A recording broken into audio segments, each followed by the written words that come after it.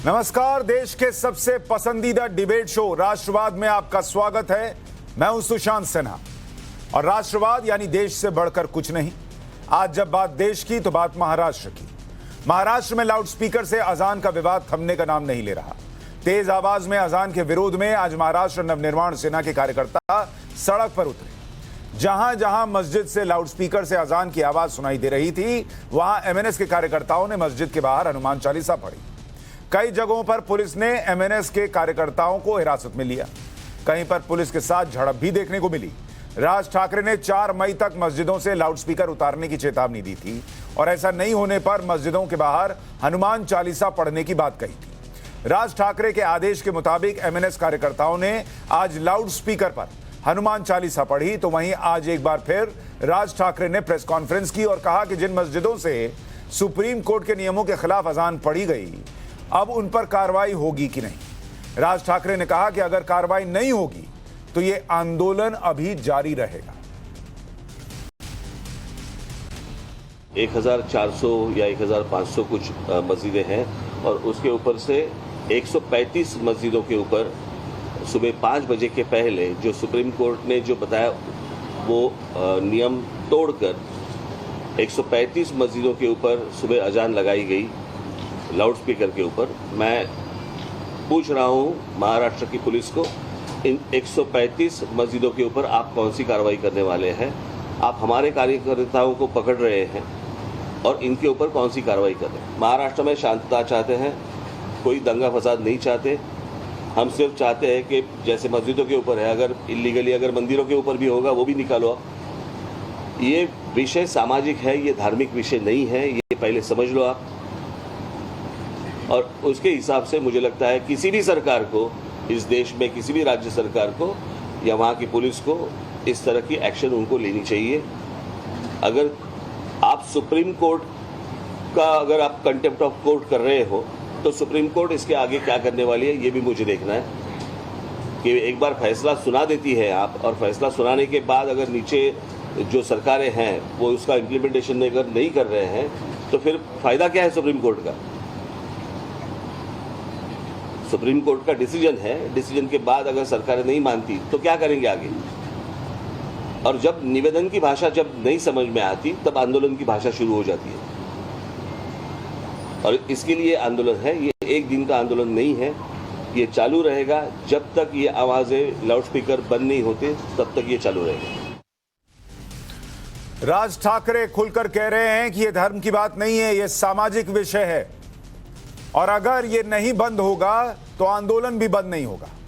वहीं महाराष्ट्र में लाउडस्पीकर की लड़ाई अब ठाकरे वर्सेस ठाकरे पर आ गई। एक तरफ राज ठाकरे हिंदुत्व के मुद्दे पर उद्धव को घेर रहे हैं, दूसरी तरफ उद्धव ठाकरे विरासत और कुर्सी की लड़ाई के बीच में फंस गए। आज राज ठाकरे ने एक और ट्रम्प कार्ड खेला और हिंदुत्व की बात करने वाली शिवसेना को बैकफुट पर ला दिया। राज ठाकरे ने बाला साहेब ठाकरे का एक पुराना वीडियो ट्वीट किया जिसमें वो सड़क पर नमाज पढ़ने और मस्जिदों से लाउडस्पीकर को उतारने की बात कर रहे हैं। बाला साहब ठाकरे का वो पुराना बयान सुनिए जिसे आज राज ठाकरे ने ट्वीट किया, फिर आपको बताऊंगा इसके जवाब में शिवसेना ने क्या किया। ज्या दिवशी माझं सरकार या महाराष्ट्रामध्ये येईल त्या वेळेला रस्त्यामधले नमाज आम्ही पडल्या बंद केल्याशिवाय राहणार नाही।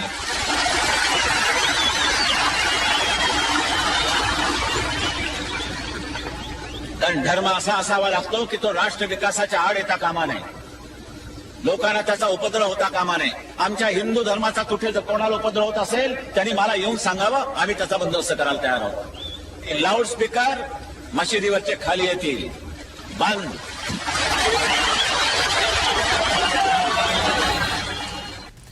ये बाला साहब ठाकरे का बयान था जिसमें वो कहते थे कि हमारी सरकार बन गई तो सड़क पर नमाज भी नहीं पढ़ने देंगे और लाउडस्पीकर भी उतारेंगे। और वो ये कहते थे कि देश के ऊपर कोई धर्म नहीं हो सकता, कोई न्यूसेंस नहीं फैला सकता, हिंदू भी अगर कोई ऐसा काम करते तो मुझे बताओ, मैं करूंगा। मतलब वो भी यही मानते थे कि ये मसला देश का है, किसी धर्म का नहीं है।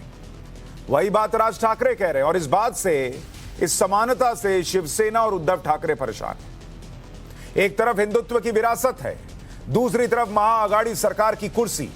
राज ठाकरे के इस ट्वीट के बाद उद्धव विरासत और कुर्सी की लड़ाई के बीच झूलते नजर आए। शिवसेना खुद को विराट हिंदू सम्राट कहती थी। आज उस शिवसेना के सामने ऐसी कौन सी मुश्किल या मजबूरी है कि हिंदुत्व पर उद्धव ठाकरे की सोच बदली लगती है लोगों को? क्या कुर्सी के लिए उद्धव का हृदय परिवर्तन हो गया है? शिवसेना ने पलटवार करते हुए बाल ठाकरे का एक वीडियो जारी किया जिसमें बाल ठाकरे राज ठाकरे पर हमला बोलते सुनाई देते हैं। हे आमच्या पुतण्याने झक मारली, काय त्या डोक्यात शिरलं काय कळत नाही. स्टाईल वगैरे ठीक आहे हो, विचाराला महत्व आहे. काय वाचन बिचन आहे का तुमचं? मराठी मराठी मराठी. अरे झाल्यानं तुमचा जन्म झाला नव्हता त्यावेळेला मी मराठी काढलेली आहे महाराष्ट्रामध्ये. ही साक्ष आहे त्याची, ही साक्ष आहे. शिवसेना को यह वीडियो ट्वीट करना पड़ा। बाला साहब के हवाले से यह बताना पड़ा कि उनकी विरासत का अधिकारी उत्तराधिकारी कौन है, राजनीतिक विरासत का। यही अपने आप में बताता है कि राज ठाकरे ने शिवसेना के अंदर खलबली मचा दी है। शिवसेना एक तरफ राज ठाकरे पर हमलावर है तो दूसरी तरफ इस विवाद के पीछे बीजेपी की साजिश बता रही है। महाराष्ट्र में जो लाउडस्पीकर के बारे में कुछ लोगों ने विवाद शुरू किया, उसके पीछे भारतीय जनता पार्टी, राज ठाकरे जी का इस्तेमाल करके ये लोग हिंदू में झगड़े लगाना चाहते हैं। राज ठाकरे, बीजेपी, ये सारी बातें जब की जा रही हैं और कहा जा रहा है कि हिंदू मुसलमान के बीच झगड़ा लड़ाया जा रहा है, लगाया जा रहा है, तो क्या बाला साहब भी हिंदू मुसलमान के बीच झगड़ा लड़ा रहे थे? क्या बाला साहब भी हिंदू मुसलमान को बांट रहे थे? संजय राउत ये कह रहे हैं, क्योंकि राज ठाकरे जो कह रहे हैं वो शब्द जो हैं वो बाला साहब के शब्द से बहुत अलग नहीं है। हनुमान चालीसा और अजान विवाद के बीच आज सांसद नवनीत राणा को कोर्ट से जमानत मिल गई। मातोश्री में हनुमान चालीसा पढ़ने की चेतावनी देने के आरोप में नवनीत को जेल हुई थी। आज नवनीत की रिहाई के साथ ही बीजेपी ने महागाड़ी सरकार पर जमकर हमला बोला। नवनीत राणा की गिरफ्तारी को मूर्खतापूर्ण फैसला बताया। बेल हुई है राणा दंपति की, उनकी बेल होने ही वाली थी और कोर्ट ने बिल्कुल सही फैसला लिया है, क्योंकि इस देश के अंदर हनुमान चालीसा बोलने पर राजद्रोह का गुना अगर किसी के ऊपर लगता है तो इससे मूर्खतापूर्ण और क्या बात हो सकती है। ये सरकार की निरी मूर्खता थी और आज कोर्ट ने बेल देकर इस मूर्खता को उजागर किया। लाउडस्पीकर की लड़ाई बाला साहब ठाकरे की सियासी विरासत तय करेगी क्या? यह बड़ा सवाल उठने लगा है, क्योंकि राज ठाकरे बाल ठाकरे के नक्शे कदम पर हिंदुत्व का झंडा बुलंद कर रहे हैं। उद्धव ठाकरे कुर्सी बचाने के लिए हिंदुत्व की विरासत को किनारे कर रहे हैं, उन पर आरोप लग रहा है। ऐसे में आज के सवाल राष्ट्रवाद में लाउडस्पीकर की लड़ाई तय करेगी बाल ठाकरे का सियासी वारिस कौन है। अजान वर्सेस जय हनुमान राज ठाकरे का सोचा समझा प्लान है। कुर्सी और विरासत की लड़ाई के बीच क्या उद्धव ठाकरे फंस गए हैं? राज ठाकरे का प्लान शिवसेना को तोड़ देगा क्या? ठाकरे वर्सेस ठाकरे में किसे नफा किसे नुकसान, आज इस पर चर्चा करेंगे। हमारे साथ कमलेश राय शिवसेना के नेता जुड़ रहे हैं, शालिनी ठाकरे महासचिव हैं महाराष्ट्र नवनिर्माण सेना यानी राज ठाकरे की पार्टी की, डॉक्टर रिजवान अहमद वकील हैं और मुफ्ती मंजूर जियाई इस्लामिक स्कॉलर थोड़ी देर में हमारे साथ जुड़ जाएंगे। आप सभी का बहुत स्वागत है। कमलेश राय जी, क्या आप हमारे दर्शकों को समझा सकते हैं कि राज ठाकरे के जो शब्द हैं, जो बयान है, वो बाला साहब ठाकरे के वीडियो में जो बयान सुनाई देता है उससे कैसे अलग है और वो क्या गलत कह रहे हैं?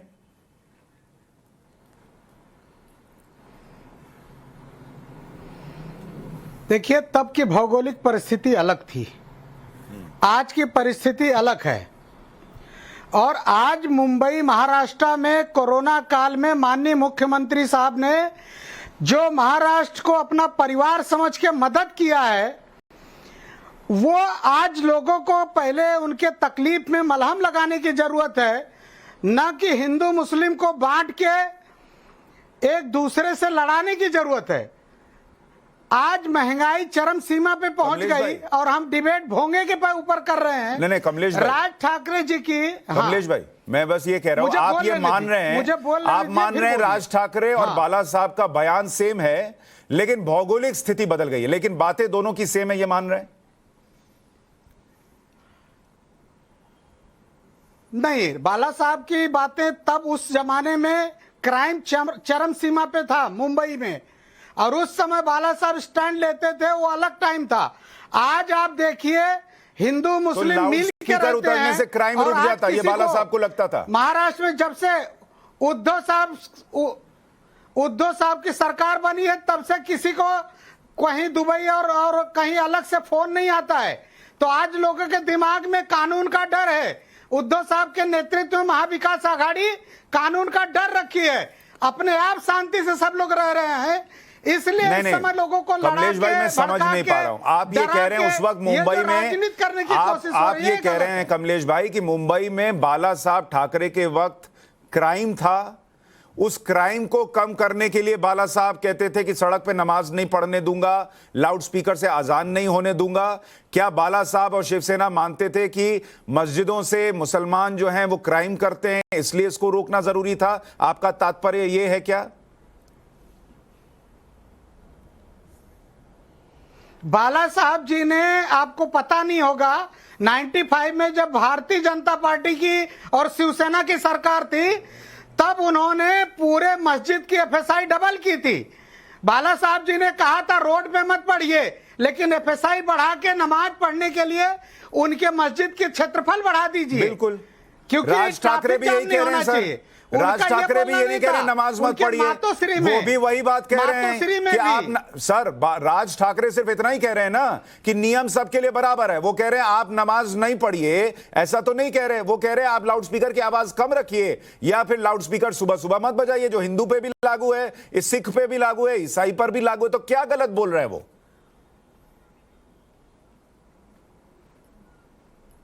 नहीं, राज ठाकरे आज तक क्यों नहीं बोले?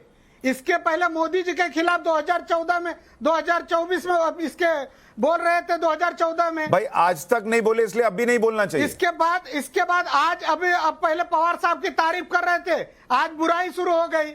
तो आज उनकी राजनीति, भाई कमलेश राय जी आप भी 2 साल पहले, आप भी 2-2.5 साल पहले की अगर बात करूं तो कांग्रेस के साथ कभी दोस्ती नहीं कर रहे थे, आप उनके साथ सरकार नहीं चला रहे थे, आपने भी नया इतिहास रचा। उनको आज लग रहा है कि भाई चलो यूपी में हो रहा है तो महाराष्ट्र में भी हो जाए, क्या गलत है इसमें? पहले नहीं किया इसलिए आज भी नहीं बोलना चाहिए, ये कोई तर्क क्या है?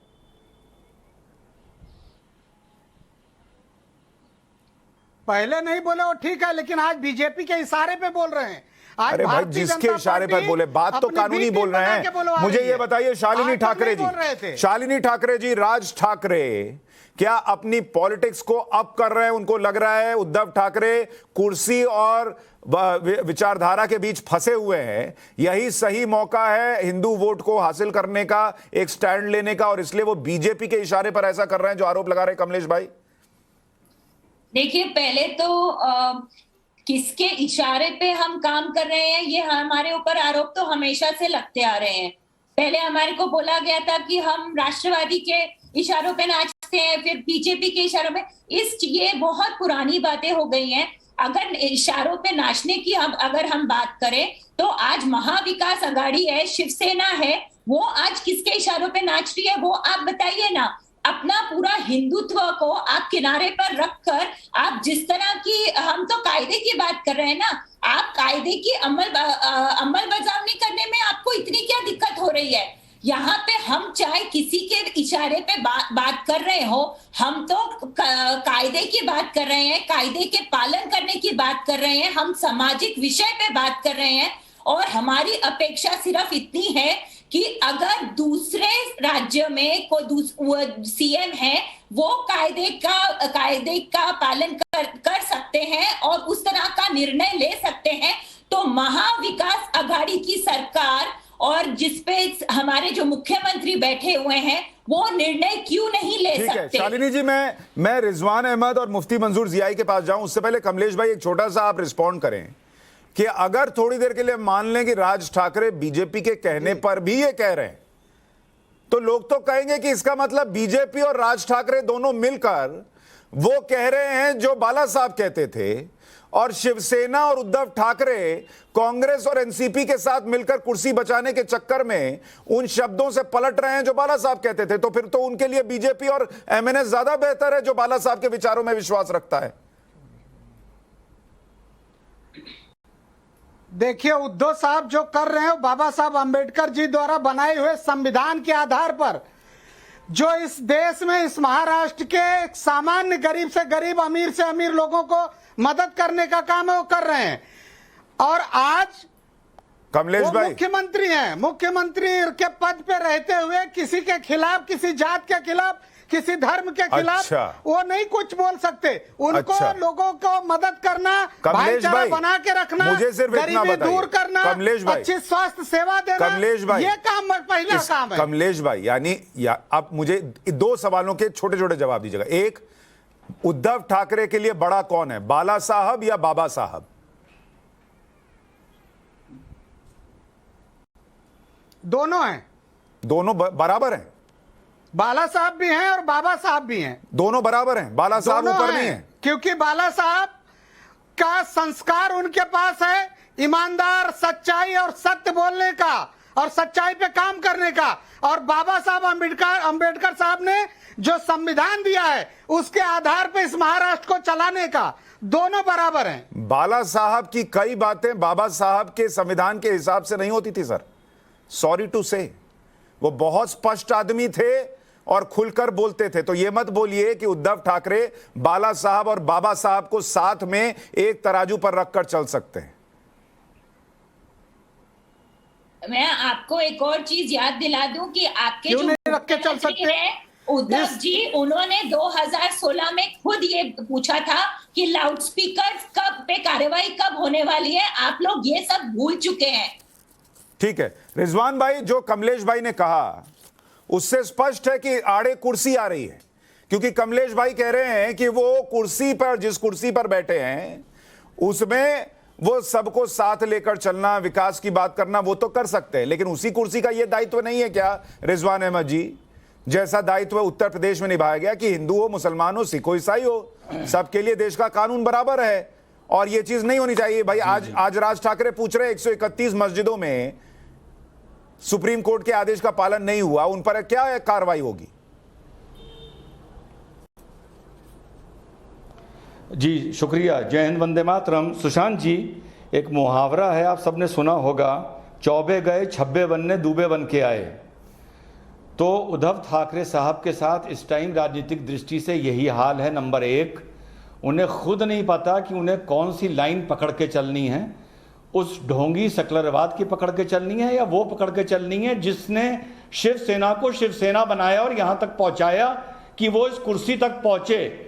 अगर आप टेक्निकली देखें तो उद्धव साहब जो इस कुर्सी तक पहुंचे हैं, वो जो लाइन लेके पहुंचे हैं उसी लाइन से अब वो भटक रहे हैं और जानबूझ के कुर्सी के मारे भटक रहे हैं, पहली चीज।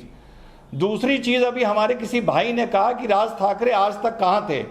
चलिए मान लिया राज ठाकरे जी का ये पॉलिटिकल मुद्दा है, बट ये भी एक पॉलिटिक्स है कि मौके पर आप एक मुद्दा उठाएं जो चर्चा में आ जाए, जो डिबेट में आ जाए और उससे उस आदमी को या उसकी पार्टी को लाभ हो। ये पहली बार इस देश में नहीं हो रहा है जो राज ठाकरे कर रहे हैं, ये हमेशा होता आया और आपने भी पहले किया है।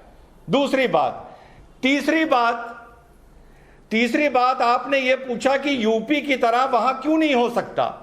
भाई यूपी की तरह वहां क्यों नहीं हो सकता? क्योंकि कुर्सी से ज्यादा जो अपीजमेंट है वो आड़े आ रहा है। यूपी में अपीजमेंट खत्म हो चुका है, महाराष्ट्र में अपीजमेंट शुरू हुआ है शिवसेना के और एनसीपी और अघाड़ी सरकार के। तो जहां पर अपीजमेंट है ही नहीं वहां सरकार अलग तरह काम करती है, जहां अपीजमेंट है वहां अलग तरह काम करती है। इतनी सीधी सी बात है सुशांत भाई।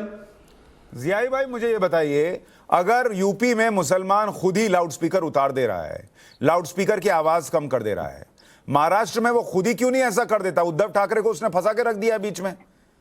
आप लोग मदद कीजिए उद्धव ठाकरे की।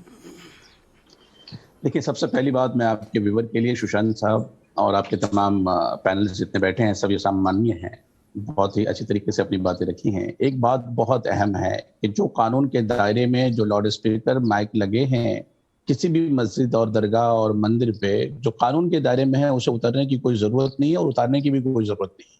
और जिन लोगों ने इलीगल तरीके से लगाया है और इलीगल तरीके से बजा रहे हैं वो यूपी में भी उतार रहे हैं, महाराष्ट्र में भी उतार रहे हैं और सब जगह उतारना ही चाहिए जो इलीगल है। इलीगल की कोई जगह नहीं है हिंदुस्तान के कानून में, और कहीं पर भी हिंदुस्तान में जो कानून चलता है यूपी में भी वही चलता है, महाराष्ट्र में भी वही चलता है और मुझे उम्मीद है कि पूरे देश में भी वही चलता है और चलता भी रहेगा। ऐसी सूरत हाल में जहां जहां पर माइक की इजाजत है वो भी डिसेबल मैटर के एतबार से कानूनी दायरे के अंदर में सुप्रीम कोर्ट के हवाले से, तो उन लोगों को उतारने की कोई जरूरत नहीं और घबराने की भी जरूरत नहीं है। और मुझे नहीं लगता है कि माननीय राज साहब ठाकरे ऐसे मस्जिदों और ऐसी दरगाहों के वो माइक उतारने की बात कर रहे हैं जो कानून के दायरे में चल रहा है। हाँ, नहीं दूसरा अहम पहलू है, नहीं कह रहे वो, लेकिन मुफ्ती भाई मुझे ये बताइए, नहीं मुफ्ती मंजूर जियाई साहब मुझे ये बताइए, 10 सेकंड। अच्छा 10 सेकंड लीजिए, फिर मैं अपना सवाल पूछूंगा। सुशांत भाई, थोड़ा सा कंफ्यूज किया जा रहा है, थोड़ा सा मैं क्लियर करने की कोशिश कर दूं। जियाई भाई थोड़ा सा कंफ्यूज कर रहे हैं। दो तरह के माइक हैं, एक लीगल है एक इलीगल है, समझ में आ गई सबके बात, कोई डिस्प्यूट नहीं है। लेकिन एक माइक ऐसा है जो लीगल तो है, लेकिन 6 बजे से पहले इलीगल है, क्योंकि सुप्रीम कोर्ट कहता है कि 10 से 6 तक माइक नहीं चलेगा। अब मेरा सवाल यह है कि वो लीगल माइक जो मस्जिद पे लगा है, जियाई भाई क्या चाहते हैं कि 6 से पहले फजर की अजान माइक पर होनी बंद हो जाए? क्या उनका ये मतलब है? इससे वो सहमत हैं? अब देखिए, बहुत ही जिम्मेदारी के साथ कहूंगा, पूरे मुल्क के अंदर में जिस तरीके का वातावरण जोर जबरदस्ती करने की कोशिश की जाती है ना, तो जोर जबरदस्ती कानून के दायरे में नहीं चलती है। कानून जो है अपना हिसाब उसे करने दीजिए, और कानून अपना हिसाब कर रहा है उत्तर प्रदेश में भी, कानून अपना हिसाब कर रहा है महाराष्ट्र में भी, और मुझे उम्मीद है कि कानून पूरे देश में ये हिसाब करता रहेगा और ये बद मसला रहेगा। जियाई भाई, उनका बड़ा सीधा और स्पष्ट सवाल है कि 6 बजे के बाद अगर लाउडस्पीकर की परमिशन है और उससे आप कुछ बोलते हैं तो कोई दिक्कत नहीं है। 6 बजे के पहले सुप्रीम कोर्ट का आदेश है कि अजान नहीं हो सकती। जिन लाउडस्पीकर से सुबह 6 बजे के पहले अजान हो रही है, क्या आप चाहते हैं कि महाराष्ट्र के अंदर उन पर एक्शन हो और वो काम रुकना चाहिए? 6 बजे के पहले अजान नहीं होनी चाहिए, आप कहेंगे? ये एडमिनिस्ट्रेशन का काम है ना साहब, ये एडमिनिस्ट्रेशन उसे देख रहा है कि एडमिनिस्ट्रेशन का काम है, लेकिन आप भी तो मुफ्ती हैं, आपको लोग सुनते हैं, आप बोलिए ना कि मत करो ऐसा। सुनिए ना, आप बोल नहीं पा रहे हैं।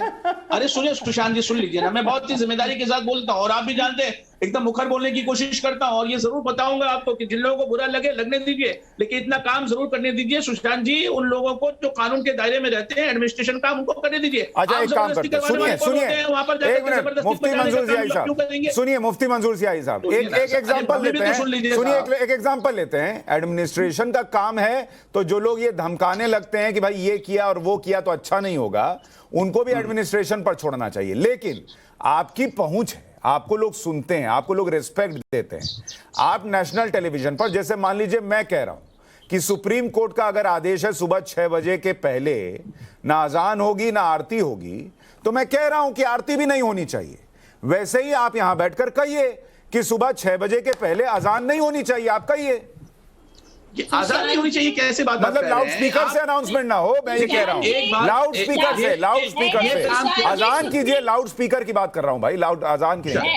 सुशांत जी, लाउड स्पीकर की बात मैं भी कर रही हूँ। 6 बजे के बाद भी 1 डेसिबल के ऊपर आप नहीं अजान कर सकते। बिल्कुल बिल्कुल, मैं तो पहले नहीं, देखिए दो चीजें हैं शालिनी जी। एक 6 बजे के बाद डेसिबल लेवल और 6 बजे के पहले बिल्कुल कोई डेसिबल लेवल और कुछ नहीं, बिल्कुल नहीं। तो मंजूर जियाई साहब, आप आज टेलीविजन पर बोल दीजिए कि भाई इस देश का मुसलमान क्यों राज ठाकरे और उद्धव ठाकरे की पॉलिटिक्स में फंस रहा है। वो 6 बजे के पहले देश के कानून को सर्वोपरि मानते हुए कहीं भी लाउडस्पीकर से अजान को न बोले, सिंपल बोल दीजिए।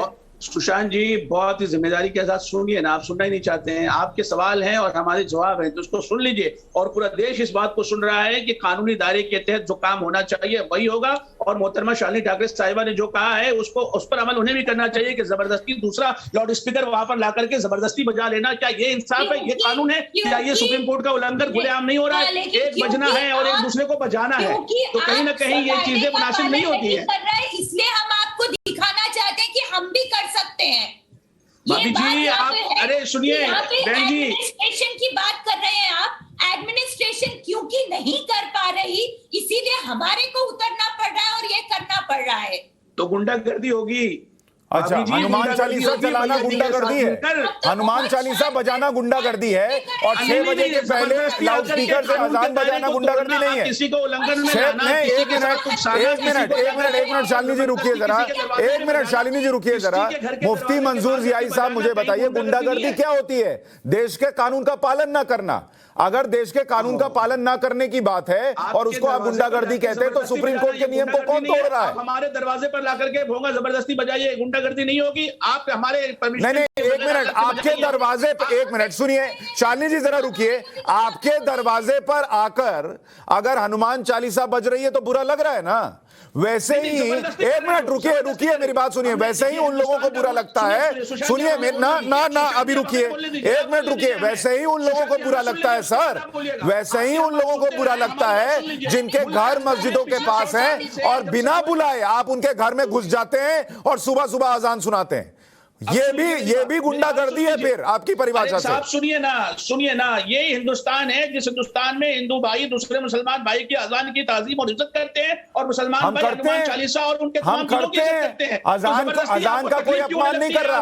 आज 6 बजे के बाद कीजिए, डेसिबल लेवल के अंदर कीजिए। आजान के अगेंस्ट में आकर के हनुमान चालीसा बजाना, ये हिंदुस्तान के ना सॉरी सर, ये आपका नैरेटिव है। वो अजान के अगेंस्ट में नहीं है सर, वो सिर्फ आपको ये बताने के लिए है। मैं आपको एक एग्जांपल देता हूं, एक आदमी, ना एक मिनट शालिनी जी, इनको एक एग्जांपल से समझाता हूं।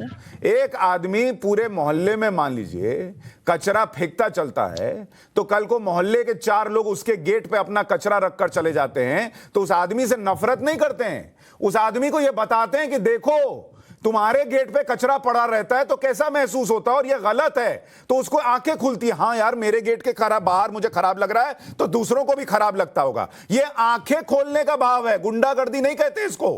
अब सुशांत जी आप सुनिए, आपने जिस तरीके के एग्जाम्पल सेट करने की कोशिश की है, ये एग्जाम्पल बहुत ही बुरी बात है कि आप हनुमान चालीसा पढ़ने को, आजान देने को कचरे से मुतरादिफ कर रहे हैं। एक मिनट सॉरी सर, ये अब आप पॉलिटिक्स कर रहे हैं, अब आप पॉलिटिक्स कर रहे हैं, ना अब आप पॉलिटिक्स कर रहे हैं, मैंने अजान और हनुमान चालीसा को कचरे से कंपेयर नहीं किया है। ना सॉरी बॉस, सॉरी, ये गलत काम मत कीजिए, एग्जाम्पल कुछ और है। एक मिनट, कल आप कचरे से मिला रहे हैं उसको। नहीं, कैसे कचरे से मिला रहे हैं? कैसे? आपको बता रहा हूं कि भाव क्या है, भाव क्या है, गलत बात। रिजवान अहमद यही दिक्कत है, रिजवान अहमद जी यही दिक्कत है। ना आपको नहीं समझ में आ रहा है, ये आपकी प्रॉब्लम है। रिजवान अहमद दिक्कत यही है, कोई बात का भाव क्या है उसको पलटकर उस पर पॉलिटिक्स कर दो, ये लोग करते हैं। देखिए हम उस कचरे को, आपके दिमाग के कचरे को, नहीं, अगर कचरा, एक मिनट, अगर कचरा कहना होगा तो मैं हनुमान चालीसा को भी कचरा कह रहा हूं। आप सोचिए आपके दिमाग में कचरा भरा हुआ है, आप किस चीज को किस चीज से जोड़ रहे हैं? आप बेकार बात कर रहे हैं, आप बेकार बात कर रहे हैं, बिल्कुल आप गलत बात कर रहे हैं। ना मैंने हनुमान चालीसा को कुछ कहा है, ना मैंने अजान को कुछ कहा है। अभी उसके पहले मैंने कहा, एक मिनट जियाई साहब, आपकी आवाज में कम करा रहा हूं क्योंकि दोनों बोलेंगे सुनाई नहीं देगा। नहीं, आप गलत बात कर रहे हैं, इसलिए मैं कह रहा हूं आप नफरत फैला रहे हैं। मैंने अभी जब कहा कि इस देश के अंदर हनुमान चालीसा और अजान दोनों का रिस्पेक्ट है, वो आपने नहीं सुना। एक एग्जांपल दिया तो उसको जोड़ दिया कि हनुमान चालीसा को क्या बोल रहे हैं और अजान को क्या बोल रहे हैं। ये आप लोग नफरत फैलाते हैं, आपके दिमाग में कचरा भरा हुआ है। आपने मुल्क को कचरे में डालना चाहे, हनुमान चालीसा को रिजवान अहमद, ये पॉलिटिक्स है इनकी। बेहद अफसोसनाक, बेहद अफसोस तो मुझे हो रहा है कि आप जैसा पढ़ा लिखा आदमी कैसी कचरे वाली बातें कर रहा है। रिजवान अहमद। सुशांत भाई, पहली बात तो जो आपने जियाई भाई से एक सीधा सवाल पूछा जो मैंने आप तक पहुंचाया था, वो बात उन्होंने एडमिनिस्ट्रेशन तक डाल दी, टाल गए किसी तरह, पहली चीज। दूसरी चीज, उन्होंने कितनी कचरे वाली बात करी जब कोई महिला बोल रही थी। उन्होंने कहा क्या तुम हनुमान चालीसा को हम पर थोप दोगे, क्या तुम गुंडागर्दी करोगे? अरे वो माइक तब गुंडागर्दी होती जब आपकी मस्जिद पर लगा के हनुमान चालीसा करते, वो तब गुंडागर्दी होती जब आपके किसी मुसलमान के घर पर लाउड स्पीकर लगा के हनुमान चालीसा चलाते। जनाबे आली वो अपने घर में लाउड स्पीकर चला रहे हैं, अपने प्रांगण में चला रहे हैं, और वो हनुमान चालीसा को आप गुंडागर्दी बोल रहे हैं, और बाद में आप सुशांत को पकड़ रहे हैं कि तुमने कचरे का उदाहरण दे दिया। यही आप लोगों की पॉलिटिक्स है। ताकत भी रखिए, अब सुन लीजिए हमारी बात। नहीं, हमने आपको कहा नहीं, कि अभी मुल्क के नहीं अंदर में- सुनेंगे, अभी नहीं सुनेंगे। सुनिए मेरी बात, सुनिए क्योंकि कचरा आपके अभी दिमाग में ना, आ गया मेरी क्या? बात सुनिए, अभी मेरी बात सुनिए। आपने एग्जैक्टली वही काम किया जो मुझे याद है 2014 के चुनाव के पहले इन्होंने किया था, जब नरेंद्र मोदी ने कहा था कि अगर एक कुत्ते का बच्चा भी गाड़ी के नीचे आ जाता है तो अफसोस होता है, तो उसको बना दिया था कि देश के मुसलमान को बताइए क्या बोल दिया इन लोगों ने। ये इन लोगों की स्ट्रैटेजी है, हर बात में विक्टिम कार्ड ले आते हैं। और यहां तो मैंने हनुमान चालीसा और अजान दोनों को बोला, तब भी गुस्सा कर ले आए, तब भी गुस्सा कर ले आए। अरे जाइए सर, जाइए। कमलेश राय जी मुझे ये बताइए, एक मिनट। आपके पूरे देश ने देखा, पूरा मुल्क सुन रहा है आपकी जबान पे कचरा। एग्जांपल आप दे रहे हैं हनुमान चालीसा। अरे आप हनुमान चालीसा को गुंडा बोल रहे हैं, गुंडागर्दी बोल रहे हैं। अब सुन लीजिए, आप गुंडागर्दी बोल रहे हैं, हनुमान चालीसा को मैं बोल दूं तो सुनिए ना, आप बोल रहे हैं गुंडागर्दी। मंदिर के ऊपर बजाइए ना, हनुमान चालीसा मंदिर पर बजना ही चाहिए, मैं इसकी हिमायत करता हूं। हनुमान चालीसा सुनिए, अब मेरी बात सुनिए। आप जो बोल नहीं पाएंगे, आपकी हिम्मत नहीं है, मैं फिर पलट कर बोलता हूं और मैं खखड़ कर बोलता हूं कि हनुमान चालीसा बजेगी मंदिर के ऊपर, लेकिन सुबह 6 बजे के पहले नहीं बजेगी। हनुमान चालीसा सुबह 6 बजे के पहले नहीं बजेगी, नहीं बजेगी, क्योंकि इस देश में संविधान चलेगा। इस बात को सुन लीजिए, आप नहीं बोल पाएंगे, आप नहीं बोल पाएंगे, आप एडमिनिस्ट्रेशन के पीछे छुपेंगे, आप एग्जाम्पल के पीछे छुपेंगे, आपकी हिम्मत नहीं है बोलने की। आप ये काम एडमिनिस्ट्रेशन पे छोड़िए ना, आप जबरदस्ती करेंगे क्या? बात कर रहे हैं, मुझे सिर्फ इतना पूछना है कि जो मस्जिद इल्लीगल है उसके ऊपर के लाउडस्पीकर भी इल्लीगल है, उसके बारे में हम क्या बात कर रहे हैं, वो उसके बारे में क्या कार्रवाई होगी, ये हमारे को बताएं। कमलेश जी बताइए, एक मिनट रुक जाइए आप, जियाई भाई आप रुक जाइए। कमलेश जी, मसला इस बात पर आ रहा है कि भाई आप लोग जो है वो 6 बजे के पहले वाली अजान नहीं रुक रही, इसलिए ये सब हो रहा है और उसमें पॉलिटिक्स हो रही है।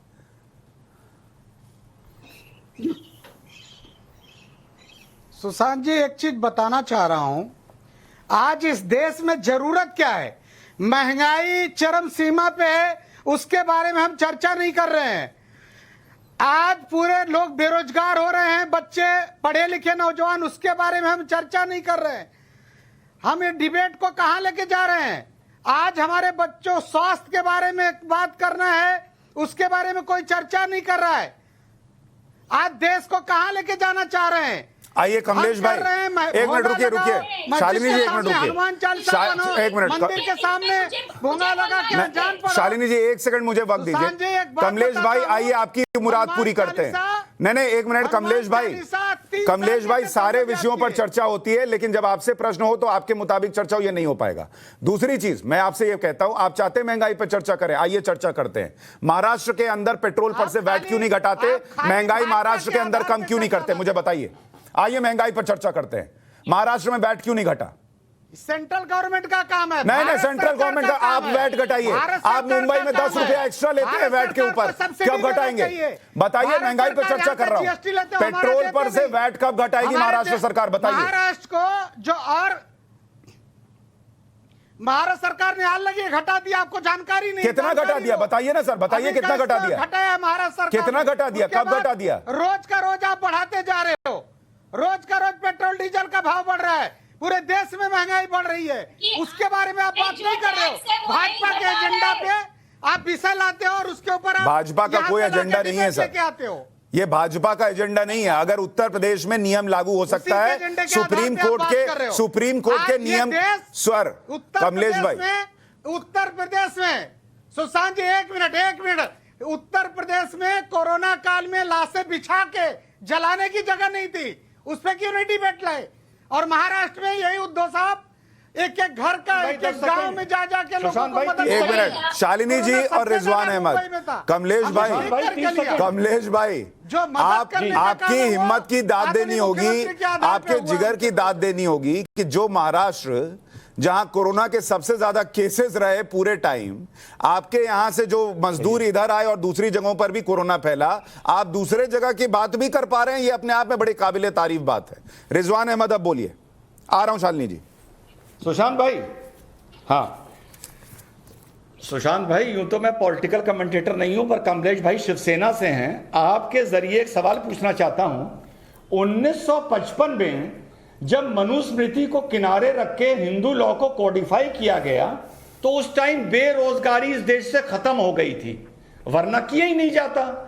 जब शाहबानों का मामला उठा तब भी इस देश से बेरोजगारी खत्म हो गई थी, वरना शाहबानों का मामला उठना ही नहीं चाहिए था। जब कमलेश जी की शिव सैनिक अयोध्या आए थे कार सेवा करने के लिए, तो कमलेश जी उसमें क्या सारे रोजगार थे? क्या वो छुट्टी लेके आए थे या वो बेरोजगार थे जो आपने उन्हें वहां से ट्रेनों में भर भर के भेजा था? तो क्या उस टाइम बेरोजगारी खत्म हो गई थी क्या? अपने गिरेबान में झांक के देखिए और जवाब दीजिए, क्या देश में बेरोजगारी 70 साल में थी नहीं जो ये सारे काम हो रहे थे? और अयोध्या जो आपके कार सेवक आए थे वो क्यों आए थे? वो अरे उनको तो रोजगार ढूंढना चाहिए था, वो अयोध्या क्या करने आए थे? जवाब दीजिए, बताइए कमलेश जी। अयोध्या एक आस्था का विषय था। अयोध्या एक आस्था के विषय से पूरा देश 100 करोड़ लोग उस समय जा रहे थे वहां पे। उस समय की बात अलग थी, लेकिन आज जो तुम चला रहे हो रिजवान जो आज चला रहे हो, जिस पे डिस्कस कर रहे हो, इसमें कमलेश भाई बहुत सही, दुनिया देख रही है, पब्लिक सुन रही है। बाला साहेब का कहना, इस मुसलमान को आप जैसे मौका परस्त हिंदुओं पे गर्व है, मौका परस्त आप जैसे हिंदुओं पर गर्व है। सुशांत जी, मुझे कमलेश जी से एक और हमारे जैसे और शिवसेना जैसे जो हिंदुत्व है, जो देश के लोगों को लेके चलते हैं, रिजवान मियां देश के लोगों को लेके चलते हैं। देश के लोगों को बाबरी मस्जिद जब गिरा रहे थे तब देश के लोगों को लेकर चल रहे थे। नाटक चल रहा है।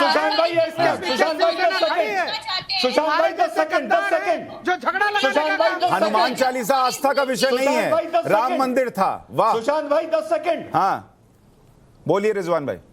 सुशांत भाई 10 सेकंड। कमलेश भाई जो सन 92 में भिवंडी और मुंबई की सड़कों पर शिव सैनिक तलवारें लेके घूम रहे थे, क्या वो भी रोजगार ढूंढ रहे थे? क्या वो रोजगार ढूंढ रहे थे? शालिनी जी बोलिए। शिवसेना कभी किसी को मारने नहीं गई है।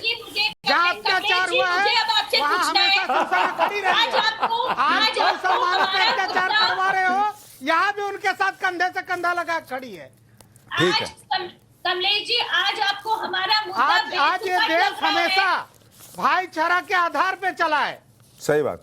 अगर हम सुशांत जी, अगर हम गुड़ी पाड़वा की सभा से पहले देखें, हम ये जो लाउड स्पीकर का मुद्दा हुआ था वो गुड़ी पाड़वा की सभा के बाद हुआ। अगर गुड़ी पाड़वा की सभा से पहले देखें तो मुझे ये पूछना है कि तब महाविकास आघाड़ी कितना महंगाई और रोजगार पे काम कर रही थी? रोज इतने खराब बयान आते थे एक दूसरे के ऊपर, सिर्फ ये लोग स्कैम निकालने की भाषा करते थे। कितनी गालियां देकर ये अपनी भाषा ऐसी सामने रखते थे। उस टाइम इनकी महंगाई और उस टाइम इनकी बेरोजगारी कहाँ चली गई?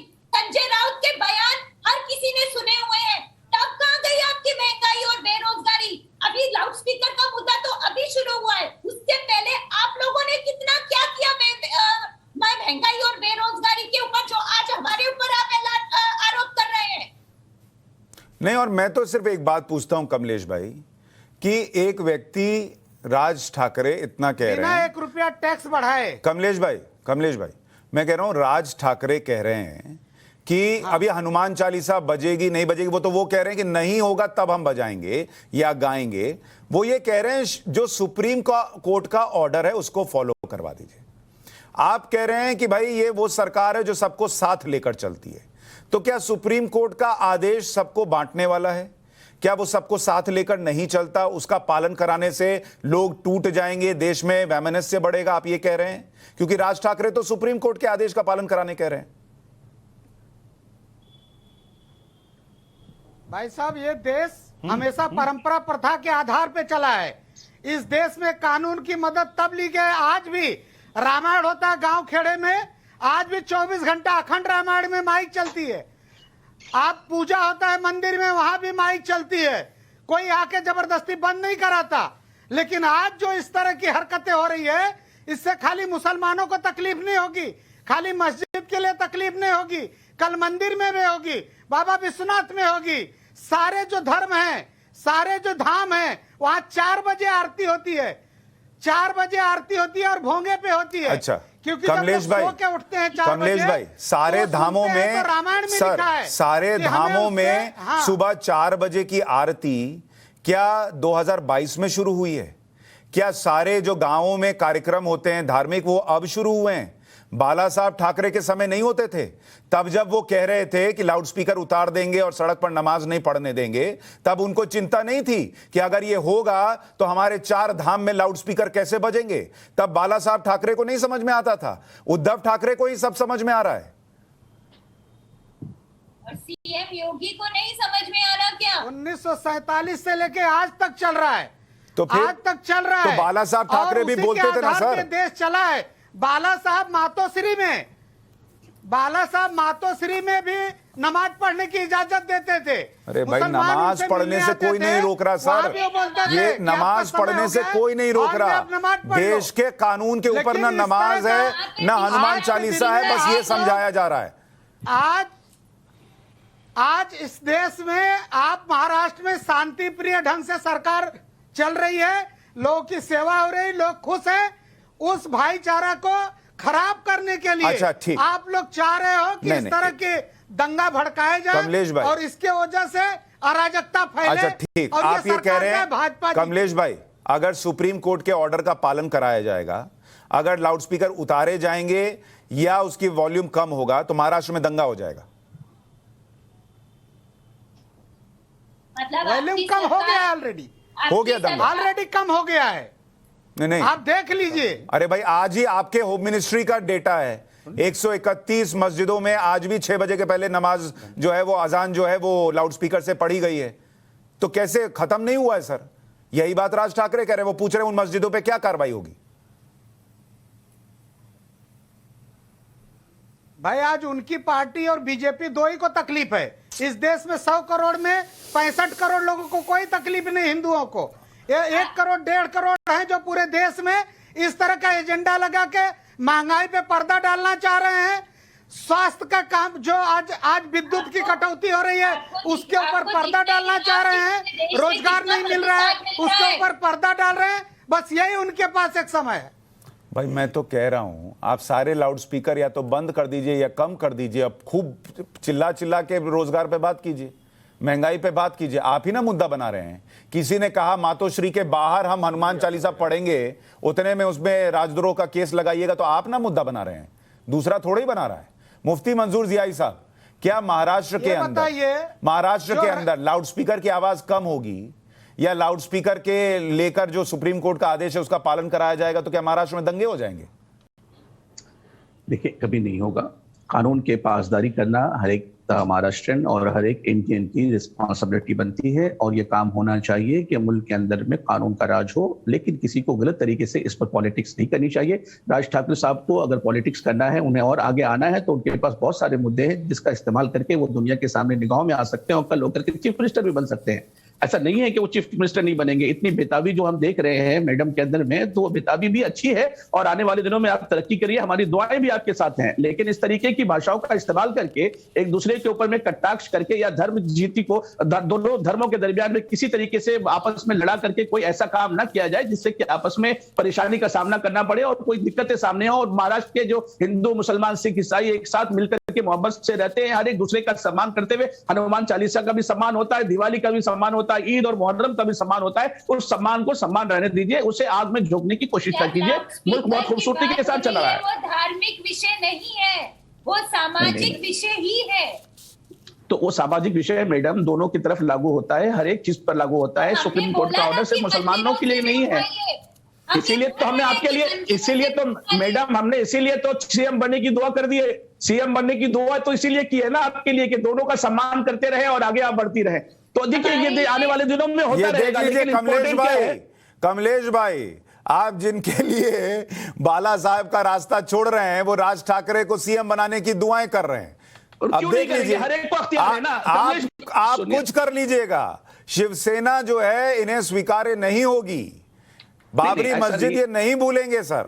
पार्टी का मामला है, वो लोग लड़े, हमारा काम है दोनों को दुआ देना। हम सबको दुआ देते हैं कि सब आगे बढ़े, लेकिन समाज को आगे ले जाए, मुल्क को अंदर में नहीं, यकीनन हर एक शख्स है, हमारा काम है दुआ देना कि हर एक को दुआ दे ताकि मुल्क अच्छे से आप शिवसेना के नेता के सामने बैठ के कह रहे हैं राज ठाकरे को दुआ कर रहे हैं कि वो मुख्यमंत्री बन जाए, क्यों नहीं करेंगे? बिल्कुल। रिजवान अहमद, हमने उनके लिए भी की है दुआ, हमने इनके लिए भी दुआ की है ताकि जो मुल्क को वातावरण खराब न करे, मुल्क को तरक्की की तरफ ले जाए, हर एक के लिए दुआ है। आप विषय भी तो समझ सुशांत जी, लीजिए ना। अभी जिया भाई ने बोला कि राज ठाकरे के पास और भी बहुत मुद्दे हैं, इस तरह की बात ना करे जो आपस में दूरी बढ़ाता है। यही बात तो मैं मुसलमानों से और ओवैसी से बोलता आया हूं। अरे भाई, ट्रिपल तलाक कोई मुद्दा है? कोई और अच्छे मुद्दे लेके आओ।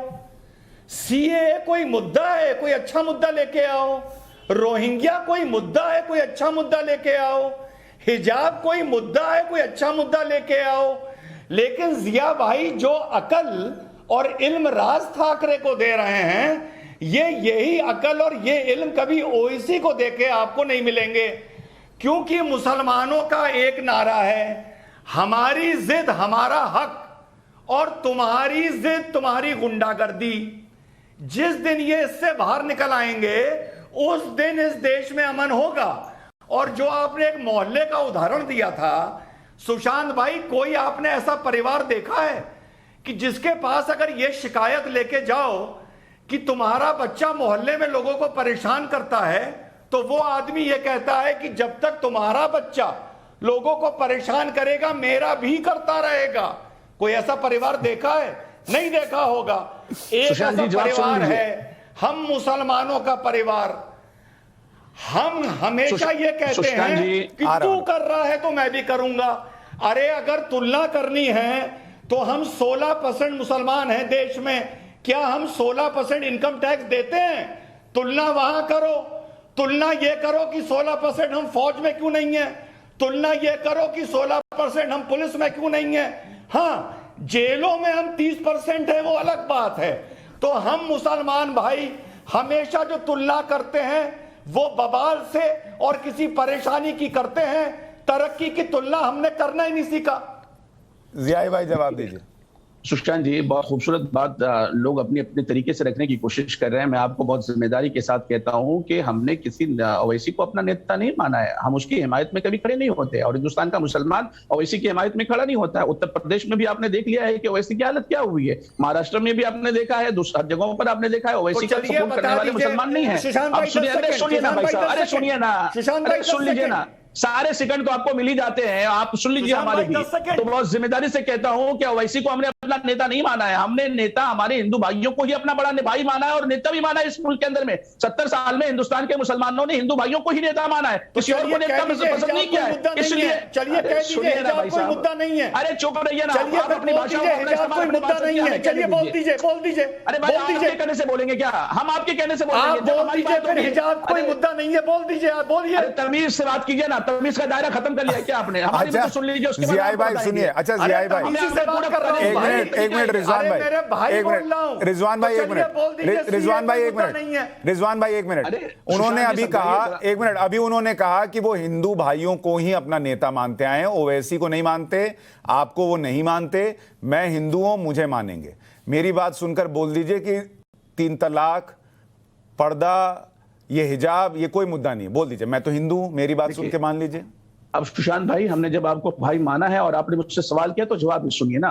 जब हमारी जिम्मेदारी के साथ, हमारे आर्टिकल के साथ हमें जो अधिकार दिए हैं संविधान ने, जब भी उस पर कोई बात आएगी, संविधान पर जब भी कोई गुफ्तगू आएगी, हम मुल्क की हिफाजत के खातिर सबसे पहले पेश होंगे। भाई कोर्ट ने कहा कि हिजाब नहीं चलेगा स्कूल में, अब कहां से संविधान लिखवा के लाए होनोलुलु से? सुनिए ना, अब सुन लीजिए ना, अब सुन लीजिए कहां से संविधान लेकर के आए हैं। बाबा साहब ठाकरे ने जो संविधान दिया है, उसी संविधान ने यह भी अधिकार दिया है ना कि अगर एक कोर्ट ने कहा है तो दूसरे कोर्ट के पास जाने का अधिकार है। हर एक आपके उस वर्डिक्ट को मानने का इख्तियार नहीं। सुप्रीम कोर्ट भी तो है ना, उसके आगे भी कोर्ट के हिस्से तो है ना, जहां पर अलग बेंचेस भी तो है ना, इख्तियार वो भी तो है ना। लड़ने दीजिए ना, हर एक अपनी लड़ाई लड़ता है इस हिंदुस्तान में, हर एक अपनी लड़ाई लड़ करके आखिरी फैसला जो सुप्रीम कोर्ट कहेंगे उसे माना जाएगा। यानी हाँ लड़के, लेकिन यानी ये मुद्दा है यार, आपसे बात करना बना, यानी ये मुद्दा है, इतना हम मान गए ये मुद्दा है। चलिए मुद्दा आप अपने गटर को बंद करके रखिए और आप इस बात को नहीं, जियाई साहब ये गलत बात है, जियाई साहब ये गलत बात है। वो सिर्फ आपसे एक लाइन कह रहे हैं कि क्या ये मुद्दा है या नहीं, और आप कह रहे हैं कि आपकी गटर वाली भाषा है। आपसे मैं ये उम्मीद नहीं रखता। अगर उनको बुलाया है, आपको भी बुलाया है, आपका सम्मान है, उनका भी सम्मान है। सॉरी, इस तरीके से डिबेट नहीं होती सर।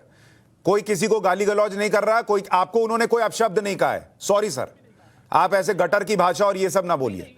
नहीं, गलत बात है सर, गलत बात। नहीं, आप गलत भाषा का इस्तेमाल कर रहे हैं। किसी ने आपके लिए ऐसा नहीं बोला है। सॉरी, नहीं तो इंटरप्ट करेंगे तो गटर की भाषा हो जाएगी। आप भी कई लोगों के बीच में बोले तो आपकी गटर की भाषा है। ये कोई तरीका होता है सर? आप लोग पढ़े लिखे लोग हैं, अच्छे से बात कीजिए। हमें भी टाइम दीजिए ना साहब। नहीं, आपको बहुत टाइम मिला है। आप इसकी रिकॉर्डिंग देखिएगा, आप कितनी देर बोले हैं। आप शिवसेना के नेता से ज्यादा बोले हैं, ठीक है? हर बात में आप लोगों को कम पड़ जाता है। आपने सेना और राज ठाकरे, चलिए ठीक है, मेरे पास इतना ही वक्त था सर, जितना दे सकता था दे दिया, फिर भी कम पड़ा। मैं क्या करूं, माफी मांग लेता हूं। देश माफी ही मांग रहा है तब से। बहुत शुक्रिया आप सभी का जुड़ने के लिए। महाराष्ट्र में कानून का राज चलेगा नहीं चलेगा, राज ठाकरे आगे क्या करेंगे, शिवसेना उस पर क्या करेगी, उस पर जानकारी देता रहूंगा। मैं मानूंगा आज बहुत शुक्रिया। राष्ट्रवाद में छोटा सा